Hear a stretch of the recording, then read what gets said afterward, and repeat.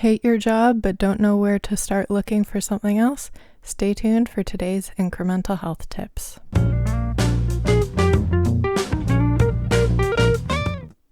Welcome to Incremental Health Tips. I'm Liz, and I'm joined today with my co-host Jared, who has training in industrial and organizational psychology, so he's got a lot of background in what companies are looking for when they're going through the hiring process.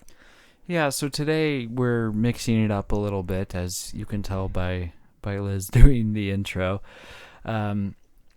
We recognize as people who have had some career sorts of corporate jobs, and Liz is just now more getting into that space, and we can understand that job hunting and being underemployed or unemployed, these can have tremendous impacts on our mental health.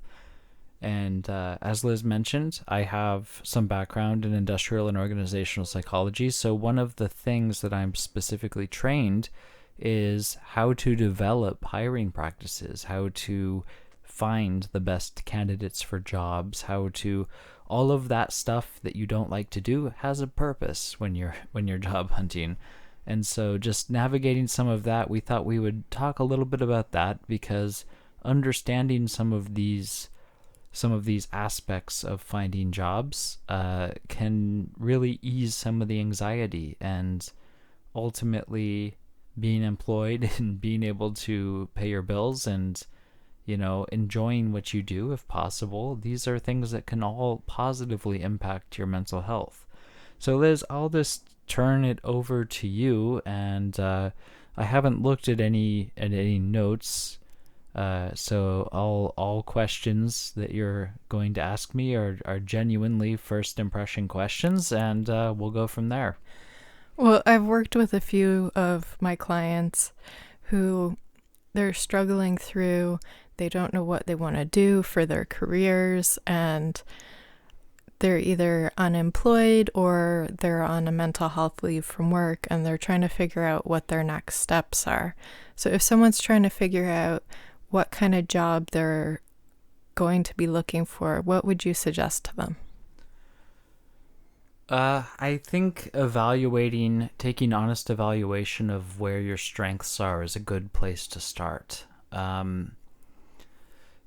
If you are really introverted, for example, and you know that you just don't really enjoy being around people, but you're finding jobs in customer service where you're interacting with people, this will not be a very fulfilling sort of job. So finding maybe some sort of office job might be a better fit for you. So there's any number of skill evaluations. We've mentioned the book Strengths Quest. That can be really useful. Any number of personality assessments or instruments out there can be used just to get a better sense of the types of things you like to do.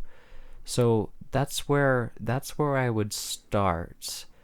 And the second thing I would say to people who don't know what they want to do is I would start asking yourself what you expect a job to be, because ultimately, if it depends on what your goals are. If your goals are to do something you find really fulfilling, then you're going to have a journey ahead of you to find out what that may be, instead of just applying to jobs until you happen to hit the right thing.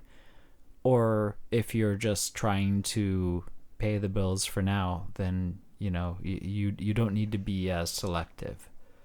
So those are the two main things I would say is understand your strengths, and then also get a sense of what your expectations are and what you want from the job.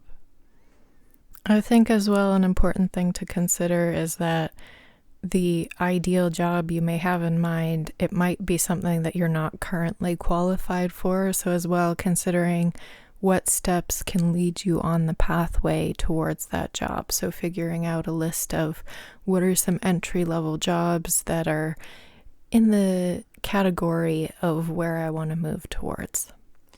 Well, that was a big thing. In more years ago than I'd care to admit, I worked with this is prior to even my undergraduate degree. I worked at a financial firm, and I had no upward mobility whatsoever because all of the jobs above mine required a securities certificate or license and a higher level of education. So also understanding those sorts of requirements is definitely going to be a part of expectations. Yeah, and there's just a lot that goes into it. And so I think taking those first steps and then seeing where that leads you. Usually, people don't end up in the ideal job just because they woke up one morning and submitted one resume and got a job. It's quite a process to, develop your resume, to get those interview skill sets. It can take quite a while to actually polish yourself enough and present yourself in the best light. Well, and also talking to people.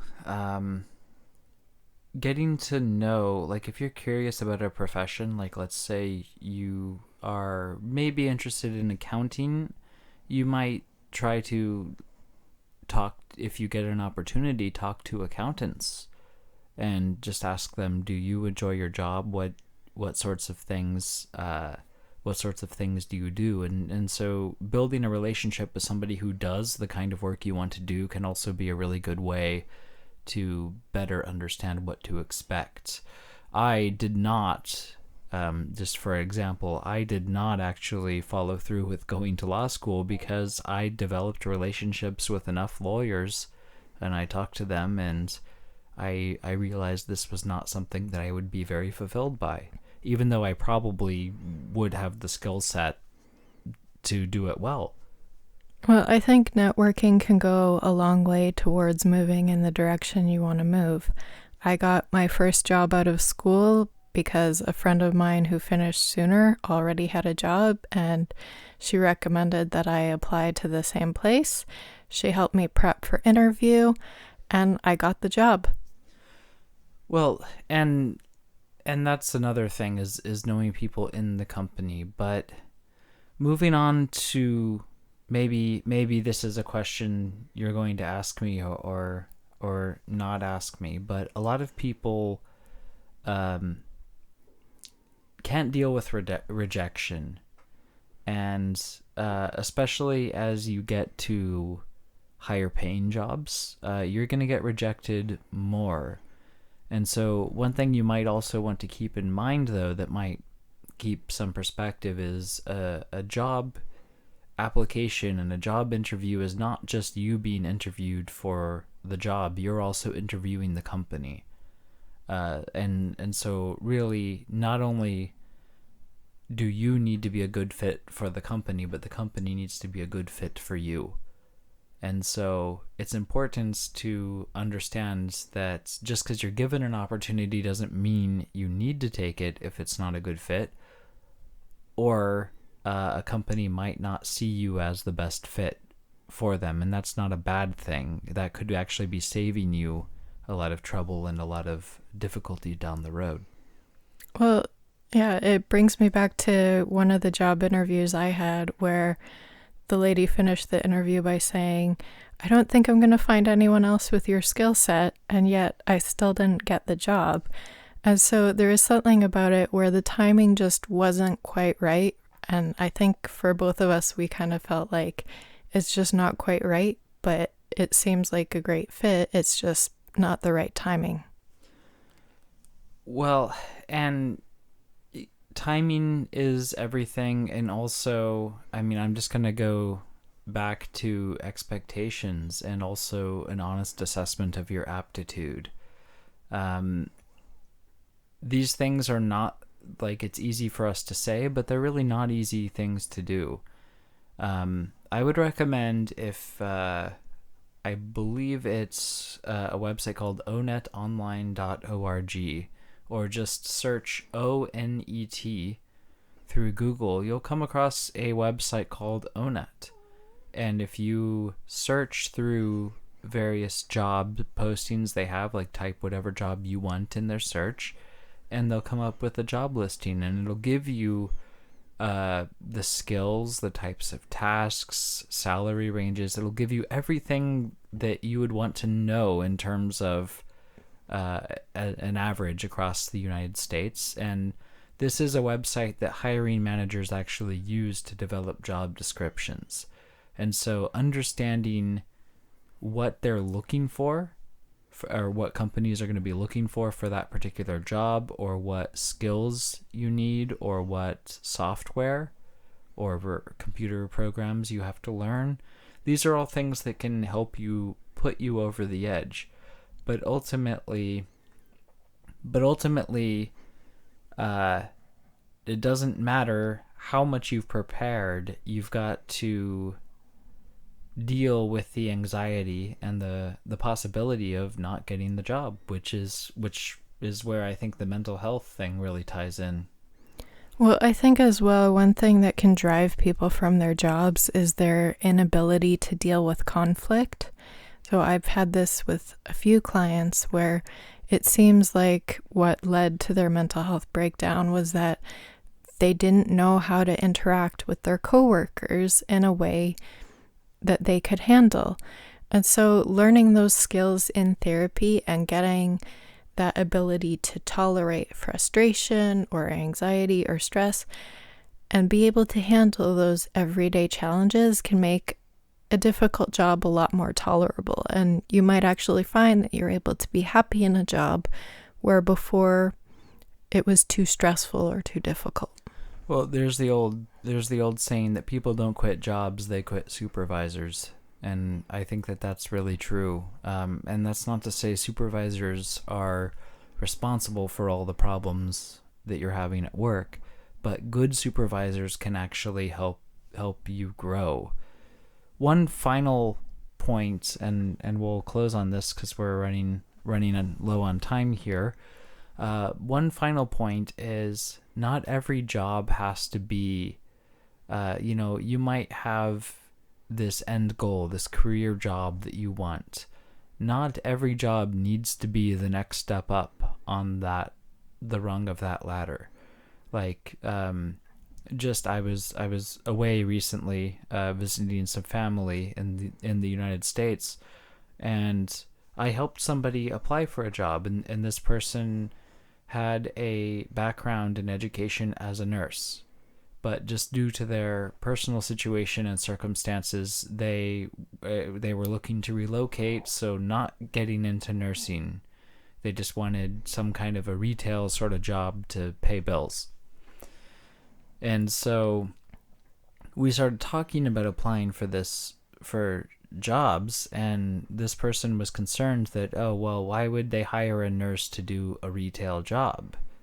And what ended up happening in the cover letter and the application and interview is this person frames their experience in terms of, well, retail gives me the chance to interact with more people, which can really help further develop my people skills, which ultimately contributes to my professional growth and development as a nurse, because this is the career area this person would like to stay in. So being able to understand where even jobs that don't relate to your overall goals, where they can fit in, can make a really big difference and provide perspective, because you can actually gain a lot of valuable skills even working a minimum wage job at a warehouse or a fast food restaurant.